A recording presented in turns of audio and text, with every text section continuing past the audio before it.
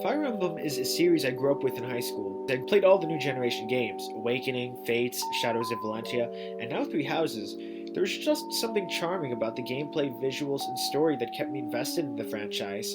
Now, the idea for making my own Fire Emblem game, that kicked in around my second or third year in college. I had just finished object-oriented programming concepts in Java, and I saw this video where a guy was critiquing Awakening and how the story and gameplay could have been better. It originally started out as my own take on rewriting Awakening, but then at some point it evolved into what if I build my own Fire Emblem game? There were a couple of things I had to figure out early on in the development process, such as the game engine. Unity was an obvious choice. I really enjoyed Java, so coding in C# was super easy. I also had a very strong background in digital illustration, so if I played to my strengths in 2D, then I could keep most of the outsourcing to a minimum. I even took classes both at school and online focusing on topics such as Unity, software architecture, and design patterns, anything I felt that could improve the development process. This continued until my senior year in college when I had to do my senior design project. Senior design is a year-long project meant to showcase everything we learned in the department.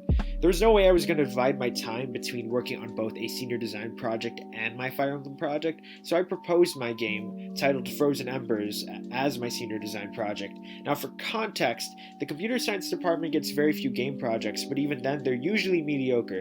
That's because there aren't many good classes on game development and even fewer resources for building them on campus.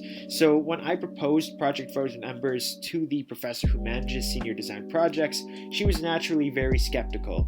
She thought the work wouldn't be complex enough and that it'd be mostly drag and drop with little to no coding. I had to fight tooth and nail to convince her, and even then, she was still unimpressed. I took it as a challenge though. If I was going to be serious about making games, I had to prove to her and the department that I could make a game that's both fun and technically sophisticated.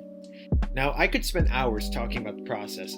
There were many things I had to think about: project management, version control, architecture, but I think my favorite part was the playtesting. It wasn't originally in the plan, but on a suggestion of one of my advisors, I went and did it. We got a ton of support from the campus esports people as well as the online gaming community. They gave a lot of useful, constructive feedback, and when the time came to present the project to the department, the results spoke for themselves.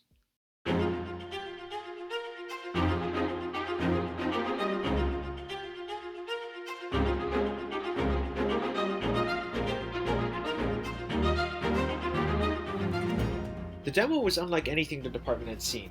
It had the artwork and music, sure, but it also had the mechanics to back it up. When our demo finished, the professor was actually impressed. She later told me that it was her intention to ban game projects in the future because of how low quality they were, but our project made her reconsider her stance. It was an incredible feeling knowing that all that effort was worth it in the end, and it confirmed for me that game development is my future.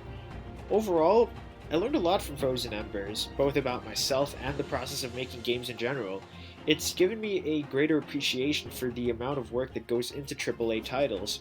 That being said, I will continue developing Frozen Embers, and hopefully someday it'll become a true game that can stand side by side with the likes of Fire Emblem.